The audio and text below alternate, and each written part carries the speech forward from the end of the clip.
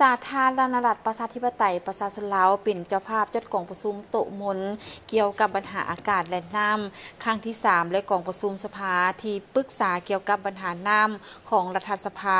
อาซีหรือ AAWC ครั้งที่9เพื่อหารือการร่วมมือความมั่นคงด้านน้ำและรับมือกับการเปลี่ยนแปลงของดินฟ้าอากาศ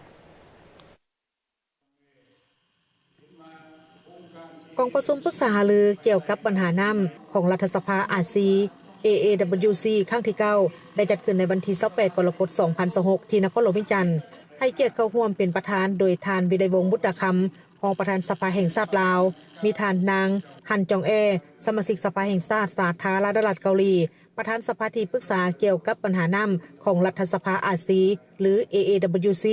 พร้อมด้วยบรรดาสมาชิกต่างหน้าจากกระทรวงที่เกี่ยวข้องของสาธารณรัฐประชาธิปไตยประชาชนลาวและสาธารณรัฐเกาหลีบรรดาทูตต่างทูตต่างประเทศนักเซลล์สารและภาคส่วนธุรกิจท่านวิไลวงศ์บุตรคำรองประธานสภาแห่งชาติลาวได้แสดงความ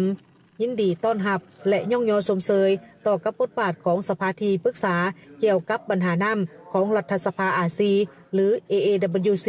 ที่ได้เคลื่อนไหวอย่างต่อเนื่องนับตั้งแต่ปี 2019 จนมาถึงปัจจุบันสภาที่ปรึกษาเกี่ยวกับปัญหาน้ำของรัฐสภาอาซีหรือ AAWC มือระหว่างบรรดาสมาชิกรัฐสภาของพรรคพืชอาซีกับภาครัฐบาลนักเซลล์สารและภาคเอกชนในการแลกเปลี่ยนบทเรียนทางด้านการออกกฎหมายนโยบายและการจัดตั้งปฏิบัติที่ดีเกี่ยวกับการคุ้มครองน้ำให้ยืนยงในปัจจุบันนี้ทั่วโลกโดยเฉพาะแบนภาคพื้นอาซีกำลังเผชิญหน้ากับสิ่งท้าทายจากการเปลี่ยนแปลงดินฟ้าอากาศภัยพิบัติทางธรรมชาติและการขาดแคลนทรัพยากรซึ่งได้ส่งผลกระทบโดยตรงต่อกับการดำรงชีวิตของประชาชนสำหรับสาธารณรัฐประชาธิปไตยประชาชนลาว90ส่วนห้อยของเนื้อที่ดินของประเทศที่ตั้งอยู่อ่างแม่น้ำของมีทรัพยากรน้ำที่อุดมสมบูรณ์แต่การนำใส่น้ำตัวจริงเข้าในการพัฒนาเศรษฐกิจสังคมผัดนำใส่เพียงแต่ประมาณ11ส่วนห้อยเท่านั้นเพื่อรับประกันในการบริหารและการนำใส่น้ำแบบยืนยงสภาแห่งชาติได้รับรองวิสัยทัศน์การคุ้มครองน้ำฮอดปี 2040 และยุทธศาสตร์การคุ้มครองน้ำฮอดปี 2030 พร้อมทางติดตามกฎกาการจะตั้งปฏิบัติกฎหมายว่าโดยน้ำและทรัพยากรน้ำนอกจากนี้รัฐบาลลาวยังได้กำหนดคาดหมายสู่ชนลดพรการปล่อยไอพิษให้ได้60ส่วนห้อยภายในปี 2030 และให้เป็น0ส่วนห้อยภายในปี 2050 ท่านรองประธานสภาแห่งชาติลาวเรียกร้องให้บรรดา